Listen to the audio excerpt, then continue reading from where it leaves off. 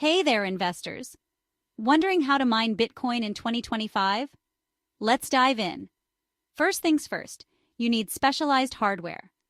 We're talking ASIC miners. These bad boys provide the computing power needed to solve those complex mathematical puzzles. Now don't go it alone. Choose a mining pool to combine resources and increase your chances of earning Bitcoin. Think of it like joining a team. It's all about strength in numbers. Next, set up mining software that's compatible with your hardware. This software connects you to the blockchain and starts the mining process. Keep an eye on electricity costs. Mining consumes a ton of energy, so calculate your expenses to ensure profitability. Not into maintaining all that hardware? Check out cloud mining. It's a hassle-free alternative where you rent mining power from a third-party provider. Stay updated on regulations. The crypto world is always evolving and rules can change quickly. Finally, monitor Bitcoin's mining difficulty.